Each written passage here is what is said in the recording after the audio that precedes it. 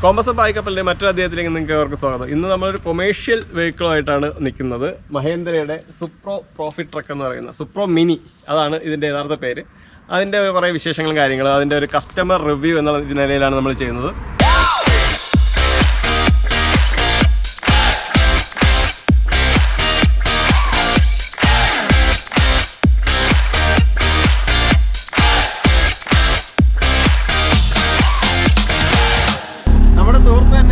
വണ്ടി എടുത്തേക്കുന്നത്. അപ്പോൾ നമ്മൾ കൂടുതലും ആഗ്രഹിക്കുന്നത് ജെന്യുവൻ ആയിട്ടുള്ള കുറേ റിവ്യൂസ് ചെയ്യണം, പെയ്ഡ് അല്ലാതെ കുറേ ജെന്യുവൻ ആയിട്ടുള്ള റിവ്യൂസ് ചെയ്യണമെന്ന് വിചാരിച്ചിട്ടാണ് നമ്മൾ ചെയ്തത്.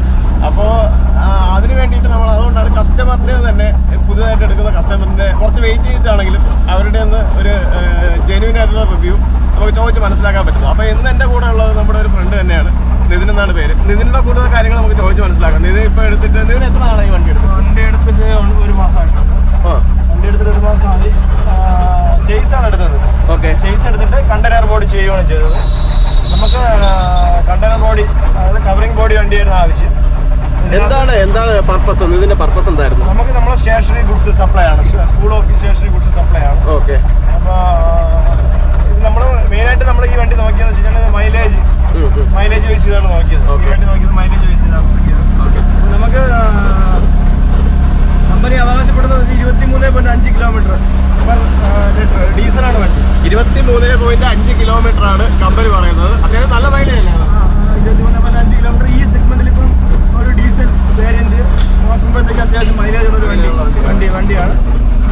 പെർഫോമൻസ് വൈസ് നോക്കുമ്പോഴത്തേക്ക് നമുക്ക് ഇതുവരെ ഇപ്പം ഞാൻ എടുത്തിട്ട് 4500 കിലോമീറ്റർ ആയിട്ടുള്ളൂ. ഓക്കെ, ഒരു സർവീസ് കൂടെ ആയിട്ടില്ല വണ്ടിയുടെ. ഫസ്റ്റ് സർവീസ് വരുന്നത് 10,000-ലാണ് ഫസ്റ്റ് സർവീസ് വരുന്നത്. സർവീസ് സംബന്ധമായിട്ടുള്ള കാര്യങ്ങളൊന്നും ഇതുവരെയും ആയിട്ടില്ല. എത്ര സർവീസ് കോസ്റ്റ് ആവും എന്നുള്ളതിനെ കുറിച്ചൊന്നും എനിക്കറിയത്തില്ല. അപ്പോൾ 4500 കിലോമീറ്ററിൽ നമുക്ക് ഹെവി ലോഡായിട്ടൊന്നും ഇതുവരെയും പോയിട്ടില്ല. നമ്മൾ ഇതിനകത്ത് അവർ പേലോഡ് പറയുന്നത് 900 ഒരു വിലയും അതിൻ്റെ കാര്യങ്ങളൊക്കെ പറ്റുമെന്ന് പറയാമോ? ഞാനിപ്പോൾ എടുത്തിട്ട് ഒരു 1.5 മാസമായിട്ടുണ്ട്. ആ ടൈമിലുള്ള പ്രൈസിങ് ആയിരിക്കത്തില്ല. 1 മാസമായി. അപ്പോൾ ആ ടൈമിലുള്ള പ്രൈസിങ് അല്ല, അന്ന് നല്ല ഓഫർ ഉണ്ടായിരുന്നു. ശരി, അന്ന് എനിക്കൊരു അവിടെ ജിബിൻ എന്ന് പറഞ്ഞൊരു എക്സിക്യൂട്ടീവാണ് ഇത് ഹാൻഡിൽ ചെയ്തത്. ഡീറ്റെയിൽസ് ആണ്. അപ്പം പുള്ളി അത്യാവശ്യം നല്ല ഡിസ്കൗണ്ട് ഒക്കെ കമ്പനി പുള്ളി മേടിച്ച് തന്നിട്ടുണ്ടായിരുന്നു. മാക്സിമം ഡിസ്കൗണ്ട് മേടിച്ച് തന്നിട്ടുണ്ടായിരുന്നു. എന്തെങ്കിലും ആവശ്യമുണ്ടെങ്കിൽ നിങ്ങൾക്ക് പുള്ളിയെ സമീപിക്കാം. അപ്പൊ ജിബിന്റെ നമ്പർ ഈ പറയുന്ന SS മഹീന്ദ്ര അല്ലേ? SS മഹീന്ദ്ര വഴിയില പേരൂർക്കാട് റോഡിലല്ലേ? വഴിയിലാണ് SS മഹീന്ദ്ര ഷോറൂം ഉള്ളത്. അപ്പോൾ അവിടുത്തെ ജിബിൻ എന്ന് പറഞ്ഞ എക്സിക്യൂട്ടീവ് നമ്പർ നമ്മൾ ഇവിടെ കൊടുക്കാം, ഡിസ്ക്രിപ്ഷനിലുണ്ടാവും. അപ്പോൾ നിങ്ങൾക്ക് എന്തെങ്കിലും ഈ കൊമേഴ്സ്യൽ വെഹിക്കിളിനെ പറ്റി എന്തെങ്കിലും കാര്യങ്ങൾ എടുക്കാൻ ആഗ്രഹമുള്ള ഒരുപാട് പേരുണ്ടാവും. അപ്പം നിങ്ങൾക്ക് എന്തെങ്കിലും സംശയങ്ങളും കാര്യങ്ങളും ഉണ്ടെങ്കിൽ നിങ്ങൾക്ക് പുള്ളിയെ കോൺടാക്ട് ചെയ്യാം. ആ ടൈമിൽ ഒരു 65,000 രൂപയോളം ആ ടൈമിൽ ഡിസ്കൗണ്ട് ചെയ്ത് തന്നിട്ടുണ്ട്. ആ ടൈമിൽ തന്നിട്ടുണ്ട്.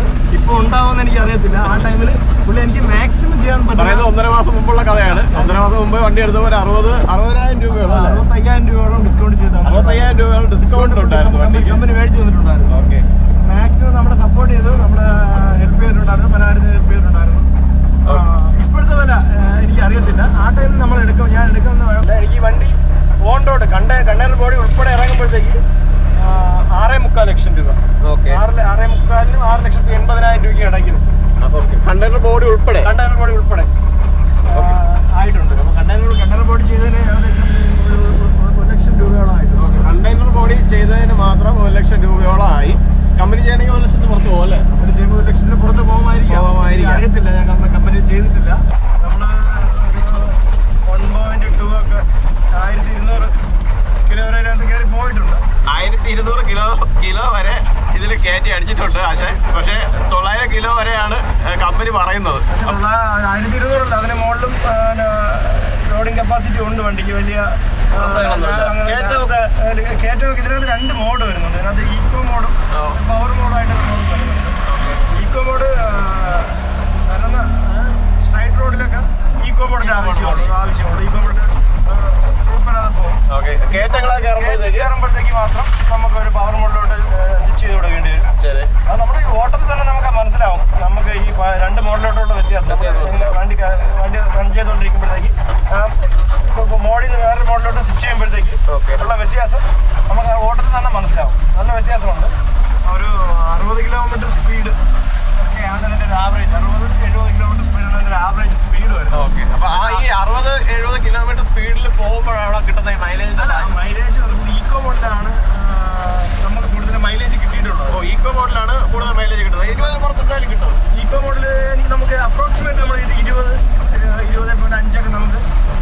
കാൽക്കുലേഷനിൽ കിട്ടുന്നുണ്ട്. നമുക്കൊരു 2500 ഇതിന്റെ ഫുൾ ടാങ്ക് വരുന്നത്. 2500 രൂപയ്ക്ക് ഡീസൽ അടിച്ചു കഴിഞ്ഞാൽ അപ്രോക്സിമേറ്റ് നമുക്കൊരു 3-4 ദിവസം വരെ വണ്ടി ഓടാൻ പറ്റും. നമുക്ക് അത്യാവശ്യം ലോങ് ആണ്. നിങ്ങൾ ഏതൊക്കെ റൂട്ടാണ് കൂടുതൽ? നമ്മൾ ഓൾ ട്രിവാൻഡ്രം, നമ്മൾ ട്രിവാൻഡ്രത്തെ ഫുള്ള് നമ്മൾ കാൽക്കുലേറ്റർ സപ്ലൈ ആണ് കൂടുതൽ. കാൽക്കുലേറ്റർ സപ്ലൈ ഓൾ ട്രിവാൻഡ്രം ഉണ്ട്. നമുക്ക് പാറശാല മുതൽ കല്ലമ്പലം വരെ നമുക്ക് സപ്ലൈ ഉണ്ട്. പാറശാല കല്ലമ്പലം വരെ ഉണ്ട്. നമുക്ക് നല്ല ലോങ് ആണ് കൂടുതൽ. ഒരു ദിവസം ശരാശരി 150 മുതൽ 200 കിലോമീറ്റർ നമ്മൾ അത്യാവശ്യം നമ്മുടെ റൂട്ടിൽ ഓടുന്നുണ്ട്. ഇത് ഏത് വേരിയന്റ് ആണ്? സെക്കൻഡ്, ഫസ്റ്റ് അങ്ങനെ ഓപ്ഷൻ ഉണ്ടല്ലോ അതിനകത്ത്? നമുക്ക് ഇതിനകത്ത് നമ്മൾ സെക്കൻഡ് വേരിയന്റ് ആണ്. ഇതിൽ വരുന്ന AC ഇല്ല. ഇതിന്റെ AC മറ്റു കാര്യങ്ങളൊന്നും വരുന്നില്ല. ഇതിന്റെ അടുത്ത ഒരു അത് മിനി അല്ല, മാക്സി എന്ന് പറഞ്ഞൊരു മോഡലാണ് AC വരുന്നത്. ഇത് മിനിയാണ്. മിനിയുടെ ഒരു സെക്കൻഡ് വേരിയന്റ് ആണ്. ഈ വണ്ടി എന്ന് പറയുന്നത് മഹീന്ദ്രയുടെ Supro mini, Supro mini maxi profit truck. ഈ വണ്ടി എന്ന് പറയുന്നത് മഹീന്ദ്രയുടെ ആണ്. സുപ്രോ മിനി പ്രോഫിറ്റ് ട്രക്ക് എന്ന് പറയാൻ കാര്യം തന്നെ ഈ മൈലേജിന്റെ ഒരു കാര്യത്തിന് കൊണ്ടായിരിക്കും മൈലേജ് ബേസ് ചെയ്ത് ആണ് മെയിനായിട്ട് ഈ വണ്ടി. മൈലേജ് പ്രാധാന്യം കൊടുത്താണ് ഈ വണ്ടി ഇറക്കിയത്. ഞാൻ ഒരു കാര്യം ചെയ്യട്ടെ, നമ്മൾ ഈ സെഗ്മെന്റിൽ വേറെ ഏതൊക്കെ വണ്ടിയാണ് അന്ന് ഇത് എടുക്കാതെ എടുത്ത് നോക്കിയത്? ഞാൻ അന്ന് നോക്കിയത് ടാറ്റയുടെ ഒരു വണ്ടി, ടാറ്റ എയ്സ് നോക്കിയിട്ടുണ്ടായിരുന്നു. ടാറ്റയുടെ എയ്സിന് ഡീസൽ അവർ സ്റ്റോപ്പ് ചെയ്തിട്ടുണ്ടായിരുന്നു. പെട്രോൾ മാത്രമേ നിലവിലുള്ളൂ. CNG ഉണ്ട്. അപ്പോൾ CNGയുടെ ലഭ്യത കുറവ്. ഇപ്പം നമുക്ക് ട്രിവാൻഡ്രത്ത് കുറച്ച് ലഭ്യത കുറവുണ്ട്. അതുകൊണ്ട് CNGയിലോട്ട് ഇപ്പം പോയി കഴിഞ്ഞാൽ ശരിയാവില്ല. CNG വരുകാലങ്ങളിൽ CNG ആയി വരുമെങ്കിലും CNGക്കും നിലവിൽ വില വ്യത്യാസമുണ്ട്. സ്റ്റാർട്ടിങ്ങില് വണ്ടി എന്താണ് പറയുക, CNGക്ക് വില പെട്രോളും ഡീസലും വില കൂടുതലനുസരിച്ചാണ് CNG വില കൂടി വരികയാണ്. അപ്പോൾ CNG ഒരിക്കലും ഒരു എന്താണ് ഒരു ഫ്യൂച്ചർ നോക്കുന്നെങ്കിൽ ഫ്യൂച്ചർ ഇല്ലാത്തൊരു സാധനമാണ് CNG. ഫ്യൂച്ചർ നോക്കുന്നെങ്കിൽ നമ്മൾ ഇലക്ട്രിക്കിലോട്ട് മാറുന്നതാണ് നല്ലത്. ഇലക്ട്രിക് ട്രക്കുകൾ നമുക്ക് ഈ സെഗ്മെന്റിൽ ടാറ്റയുടെ എയ്സ് വന്നിട്ടുണ്ട്. പക്ഷേ ഇവിടെ അധികം അങ്ങനെ കണ്ടിട്ടില്ല, എടുത്തതായിട്ടൊന്നും കണ്ടിട്ടില്ല. അതിനകത്ത് നോക്കുമ്പോഴത്തേക്ക് നമുക്ക് മൈലേജ് ബേസ് നോക്കുമ്പോഴത്തേക്ക് ഇത് തന്നെയാണ് നമുക്ക് പ്രോഫിറ്റ് ആയിട്ട് തോന്നിയത്. നമുക്ക് ഒരുപാട് ഹെവി ലോഡൊന്നുമില്ല. നമുക്ക് എപ്പോഴും ഒരു 900 കിലോയ്ക്കകത്ത് ലോഡ് വരത്തുള്ളൂ. പിന്നെ ചില സാഹചര്യങ്ങളിൽ മാത്രമാണ് നമുക്ക് വെയിറ്റ് കൂടുതൽ വരുന്നത്. വെയിറ്റ് കൂടുതൽ വരുമ്പോൾ നമുക്ക് നമ്മുടെ ഓട്ടത്തിന് കംഫർട്ടാണ് ഈ വണ്ടി. കുറേ ഇഷ്യൂസും മറ്റു കാര്യങ്ങളൊന്നുമില്ല. പിന്നെ ഞാൻ വണ്ടി എടുത്തേക്കുന്നത് നമുക്ക് SS മഹീന്ദ്ര എന്നാണ് എടുത്തേക്കുന്നത്. SS മഹീന്ദ്ര എന്നാണ് എടുത്തേക്കുന്നത്. സർവീസ് ചെയ്യുന്നത് ട്രിവാൻഡ്രത്ത് തന്നെ കൊണ്ടുപോകണം. സർവീസ് ട്രിവാൻഡ്രത്ത് തന്നെയാണ് ചെയ്യുന്നത്. പക്ഷെ നമുക്ക് സർവീസ് ആയിട്ടില്ല ഇതുവരെയ്ക്കും. ബസ് സർവീസ് ആയിട്ടില്ല. 10,000-ലാണ് ബസ് സർവീസ് വരുന്നത്. എനിക്ക് ജിബിൻ എന്ന് പറഞ്ഞൊരു എക്സിക്യൂട്ടീവാണ്. ജിബിൻ എന്ന് പറഞ്ഞൊരു എക്സിക്യൂട്ടീവാണ് വന്ന് വണ്ടി എനിക്ക് ഹാൻഡ് ഓവർ ചെയ്തത്. വണ്ടിയുടെ എക്സിക്യൂട്ടീവായിട്ട് പുള്ളി വന്നത്. പുള്ളി മാക്സിമം എനിക്ക് നല്ല സപ്പോർട്ട് ചെയ്ത് നല്ല ഡിസ്കൗണ്ട് മേടിച്ച് തന്നിട്ടുണ്ടായിരുന്നു. അന്ന് വണ്ടിയുടെ കാര്യങ്ങൾ ഫുള്ള് ഹാൻഡിൽ ചെയ്ത പുള്ളി തന്നെയാണ്. അപ്പോൾ പുള്ളി മാക്സിമം എനിക്ക് ഡിസ്കൗണ്ട് മേടിച്ച് തന്നിട്ടുണ്ടായിരുന്നു. പിന്നെ നിങ്ങൾ പറഞ്ഞായിരുന്നു നമ്മൾ ചേസ് മാത്രമാണ് വണ്ടി മഹീന്ദ്രയിൽ നിന്ന് എടുത്തത്. പിന്നെ ബോഡി വെളിയിൽ കൊടുത്ത് പണിയൊക്കെയാണ് ചെയ്തത്. അപ്പോൾ എന്താണ് അത് അങ്ങനെ ഒരു കാര്യം ചെയ്യാനുള്ള സംഭവം? അല്ല, നമുക്ക് ഇതിനകത്ത് 2 വർഷം കൂടുമ്പോഴത്തേക്ക് ടെസ്റ്റ് മറ്റു കാര്യങ്ങളും വരുന്നുണ്ട്. 2 വർഷം കൂടുമ്പോഴത്തേക്ക് ടെസ്റ്റ് വരുന്നത്. ഈ ടെസ്റ്റ് വരുന്ന ടൈമിൽ നമ്മൾ ഈ താൽക്കാലികമായ ബോഡി ചെയ്ത് കഴിഞ്ഞാൽ നമുക്ക് 2 വർഷം കൂടുമ്പോഴത്തേക്ക് ആ ബോഡി ഇളക്കിയിട്ട് മാത്രമേ അവർ ടെസ്റ്റ് പാസ്സാക്കി വിടത്തുള്ളൂ. ഇതാകുമ്പോഴത്തേക്ക് നമ്മൾ ചേസ് എടുത്തിട്ട് നമ്മുടെ കണ്ടെയ്നർ ബോഡി ചെയ്ത് വന്നു കഴിഞ്ഞാൽ നമുക്കത് ചേസ് വന്ന് കണ്ടെയ്നർ ബോഡി ചെയ്തിട്ട് അതേപോലെ നമ്മൾ രജിസ്റ്റർ ചെയ്യുന്നത് വേണം. കണ്ടെയ്നർ ബോഡിയായിട്ടാണ് നമ്മൾ രജിസ്റ്റർ ചെയ്യുന്നത്. അപ്പോൾ നമുക്ക് 2 വർഷം കൂടുമ്പോഴത്തേക്ക് ടെസ്റ്റിൻ്റെ വർക്കിന് പോകുമ്പോഴത്തേക്ക് വേറെ അതിനകത്ത് അൾട്രേഷനും മറ്റു കാര്യങ്ങളൊന്നും ചെയ്യേണ്ടി വരത്തില്ല. ഇപ്പോൾ ഇരിക്കുന്ന നമ്മളിപ്പോൾ എങ്ങനെ നിലവിൽ കൊണ്ടു നടക്കുന്ന അതേ സിറ്റുവേഷൻ തന്നെ നമുക്ക് പെയിന്റ് വർക്ക് മറ്റു കാര്യങ്ങളും മാത്രം ചെയ്ത് നമുക്ക് ടെസ്റ്റ് വർക്കിലേക്ക് വണ്ടി കയറ്റാൻ പറ്റും. അല്ല, ഞാൻ വേറെ സംശയം, നമ്മളെ കമ്പനി തന്നെ ബോഡി വരുന്നുണ്ടല്ലോ, കണ്ടെയ്നർ ബോഡി ചെയ്യുന്നുണ്ടല്ലോ കമ്പനി കണ്ടെയ്നർ ബോഡി ചെയ്യുന്നുണ്ടെങ്കിലും കമ്പനി അല്ല, ആക്ച്വലി കമ്പനി ചെയ്യുന്നില്ല. കമ്പനി പുറത്ത് കൊടുത്ത് തന്നെയാണ്, തേർഡ് പാർട്ടി കൊണ്ട് തന്നെയാണ് കമ്പനിയിൽ ചെയ്യുന്നത്. എന്താണ് അതിൽ വില വ്യത്യാസം വരുന്നുണ്ടോ? വേരിയേഷൻ വരുന്നുണ്ടോ എന്ന് വെച്ച് കഴിഞ്ഞാൽ എന്തായാലും വേരിയേഷൻ വരും. കമ്പനിയുടെ ഒരു പ്രോഫിറ്റിലൂടെ കമ്പനി എടുത്തിട്ടായിരിക്കും ചെയ്യുന്നത്.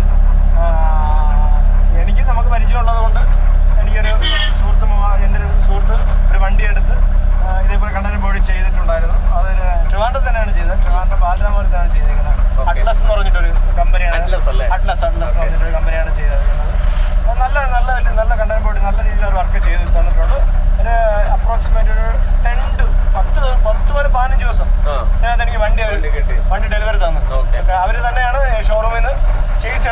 പോയത്. വണ്ടി ഞാൻ എൻ്റെ പേയ്മെൻറ്റും മറ്റു കാര്യങ്ങളെല്ലാം കഴിഞ്ഞ ശേഷം ഞാൻ അവരെ വിളിച്ച് പറഞ്ഞു.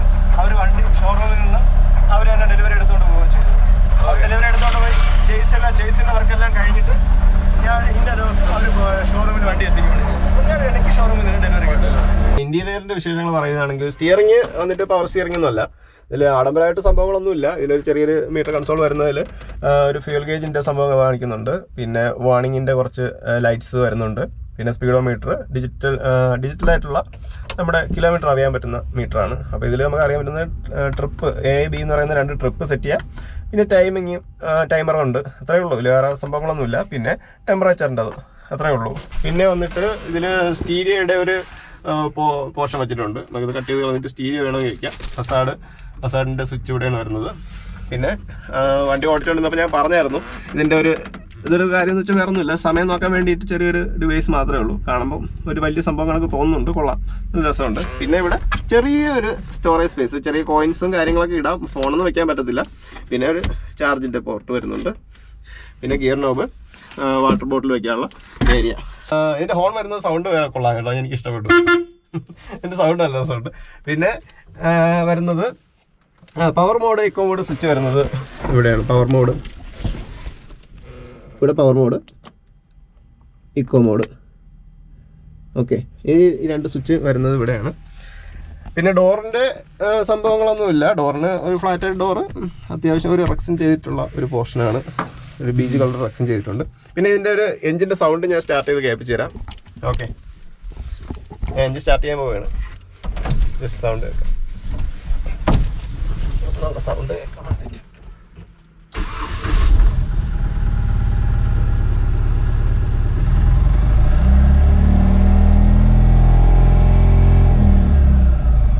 അത്യാവശ്യം കുഴപ്പമില്ല. റണ്ണിങ്ങിൽ നമുക്ക് ജസ്റ്റ് സംസാരിച്ചപ്പോൾ എങ്ങനെ ഉണ്ടെന്ന് എനിക്ക് അറിയാൻ വയ്യ. വണ്ടിക്ക് ഈ ഒരു സൗണ്ട് നോർമലി ഉള്ള സൗണ്ടാണ്. നമുക്ക് ജസ്റ്റ് ഒന്ന് ഓടിച്ചു നോക്കാം. പവർ സ്റ്റിയറിംഗ് അല്ലെങ്കിലും അത്യാവശ്യം സ്മൂത്ത് ഉണ്ട് കാര്യം. അതെന്തിനെ പവർ സ്റ്റിയറിംഗ് അല്ലെങ്കിലും കുഴപ്പമില്ല. വണ്ടി ഓട്ടത്തിൽ വലിയ നിർത്തി വിളയ്ക്കുമ്പോഴത്തേക്കും ബുദ്ധിമുട്ടേ ഉള്ളൂ. വലിയ പ്രശ്നമൊന്നും എനിക്ക് തോന്നുന്നില്ല. എനിക്ക് വണ്ടി ഓടിക്കുമ്പോഴത്തേക്ക് പവർ സ്റ്റിയറിംഗ് ഉള്ളൊരു വണ്ടി ഓടിക്കുന്ന ഒരു ഫീൽ തന്നെയാണ് എനിക്ക് കിട്ടുന്നത്. വേറെ പ്രശ്നങ്ങളൊന്നുമില്ല. ഗിയറൊക്കെ നല്ല സ്മൂത്താണ് കേട്ടോ. നമുക്ക് ഇടാനും കൈ അടുത്ത് തന്നെ ഒരു ഗിയർ ഇരിപ്പുണ്ട്. നമുക്ക് ഇടാനും എല്ലാം എളുപ്പമുണ്ട്. വേറെ പ്രശ്നങ്ങളൊന്നുമില്ല. വണ്ടി ഓടിച്ചു പോകുമ്പോഴേക്ക് ചെറിയ ഒരു സൗണ്ട് തോന്നിയ ഇനിഷ്യൽ സ്റ്റേജിൽ മാത്രമേ ഉള്ളൂ സൗണ്ട് ഉള്ളൂ. നമ്മൾ നല്ല റോഡിലൊക്കെ ഇറങ്ങുമ്പോൾ ഒരു സൗണ്ട് അല്ല, നമ്മൾ ഓവറായിട്ട് സ്ട്രെയിൻ ചെയ്ത് കാല് കൊടുക്കുമ്പോഴത്തേക്കാണ് ആ സൗണ്ട് വരുന്നത്. നമ്മൾ കറക്റ്റ് ടൈമിൽ ഗിയർ മാറി വണ്ടി പോവുകയാണെങ്കിൽ വലിയ പ്രശ്നങ്ങളോ സൗണ്ടോ മറ്റു കാര്യങ്ങളൊന്നും വരുന്നില്ല. എനിക്കൊരു സംശയം എന്ന് പറയുന്നത്, നമ്മളിപ്പോൾ ലോഡ് ഇപ്പോൾ കണ്ടെയ്നർ വണ്ടിയാണ്, ഇത് അത്യാവശ്യം ഹൈറ്റ് കയറ്റി അടിച്ച് ചെയ്യണം. അപ്പം അത്യാവശ്യം ലോഡ് കൊണ്ടുപോയിട്ട് നമ്മൾ ഒരു വളമൊക്കെ പോയ രീതിയിൽ വീഴ്ച വളച്ചാൽ വണ്ടി കൊണ്ട് മറിഞ്ഞു പോകാൻ സാധ്യതയില്ലേ? അതിപ്പോൾ ഈ വണ്ടിയല്ല, ഏത് വണ്ടിയാണെങ്കിലും ചെറിയ സാധ്യതയുണ്ട്. കാരണം ഇതിപ്പോ ഒരുപാട് ഇതല്ല, ഇത് കറക്റ്റ് നിയമപ്രകാരം തന്നെയാണ് ഇതിന്റെ ബോഡി കറക്റ്റ് ചെയ്യുന്നത്. മെഷർമെന്റ് ഉണ്ട്. ആ മെഷർമെന്റിന്റെ മോഡൽ ചെയ്ത് കഴിഞ്ഞാൽ നമുക്ക് ടെസ്റ്റ് പാസ്സായി കിട്ടത്തില്ല. അപ്പൊ ഇത് കണ്ടെയ്നർ ബോഡി അടിച്ചതിന് ശേഷമാണ് ടെസ്റ്റ്. അതെ. കണ്ടെയ്നർ ബോഡി ഓവറായിട്ട് ഒന്നും ചെയ്യാൻ പറ്റത്തില്ല. കണ്ടെയ്നർ ബോഡി അടിച്ച ശേഷമാണ് ടെസ്റ്റിന് കൊണ്ടുപോകുന്നത്. അപ്പൊ അവർ ആ ഒരു മെഷർമെന്റിന് മോഡൽ അല്ലെങ്കിൽ ആ മെഷർമെന്റിന് വ്യത്യാസം വന്നു കഴിഞ്ഞാൽ നമ്മൾ ചിലപ്പോൾ അത് റീവർക്ക് ചെയ്യേണ്ടി വരും. പിന്നെ മുൻവശത്തെ വിശേഷങ്ങളിലേക്ക് പോവുകയാണെന്നുണ്ടെങ്കിൽ എടുത്തു പറയത്തക്ക ഒന്നുമില്ല. ഒരു മഹീന്ദ്രയുടെ ഒരു ബാഡ്ജിങ് ഇവിടെ കൊടുത്തിട്ടുണ്ട്, ഒരു ക്രോമിയം ബാഡ്ജിങ്. പിന്നെ സുപ്രോ പ്രോഫിറ്റ് ട്രക്ക് എന്ന് പറയുന്ന ഒരു ബാഡ്ജിങ് കൊടുത്തിട്ടുണ്ട്. പ്രോഫിറ്റ് ട്രക്ക് എന്നത് ഉദ്ദേശിക്കുന്ന കാര്യം എന്ന് പറയുന്നത് മൈലേജിൻ്റെ ഒരു കാര്യം കൊണ്ട് തന്നെയാണ് ഇതിൽ പ്രോഫിറ്റ് ട്രക്ക് എന്ന് പറയാൻ കാര്യം. പിന്നെ മഹീന്ദ്രയുടെ ഒരു നമ്മുടെ പഴയ ലോഗോ കൊടുത്തിട്ടുണ്ട്. പുതിയ ലോഗോ ഇങ്ങനത്തെ കൊമേഴ്ഷ്യൽ വെഹിക്കിളിനൊക്കെ വരുമോയെന്നറിയില്ല, എന്നാലും നമുക്ക് നോക്കാം. നമ്മുടെ പഴയ മുമ്പുണ്ടായിരുന്ന ബാഡ്ജിങ് തന്നെ കൊടുത്തിട്ടുണ്ട്. പിന്നെ വരുന്നത് ഒരു ഫൈബറിൻ്റെ ഒരു ഗ്രില്ലാണ് ഇവിടെ വരുന്നത്. ഫൈബർ ഗ്രില്ല് വരുന്നുണ്ട്. പിന്നെ നമ്മുടെ ഇവിടെ ഒരു എയർ വെൻറ്റ് വരുന്നുണ്ട്. നോർമലായിട്ടുള്ള ഹാലജൻ ബൾബ്സ് വരുന്ന ലൈറ്റ് തന്നെയാണ് വരുന്നത്. പിന്നെ ഇൻഡിക്കേറ്റർ, പിന്നെ പാർക്കിങ്, പിന്നെ ഇവിടെ 2 സൈഡിലായിട്ട് റിഫ്ലക്ടറാണ് കൊടുത്തേക്കുന്നത്. ഇവിടെ വേണമെങ്കിൽ നമുക്ക് ഓൾട്രേഷൻ ചെയ്യണമെന്നുണ്ടെങ്കിൽ നമുക്ക് ഒരു ഫോഗ് ലാമ്പൊക്കെ സെറ്റ് ചെയ്യാം. പിന്നെ കണ്ടെയ്നർ ബോഡി ഒന്ന് തുറന്ന് കാണിക്കാം. ഇതെങ്ങനെയാണ് ഇങ്ങനെ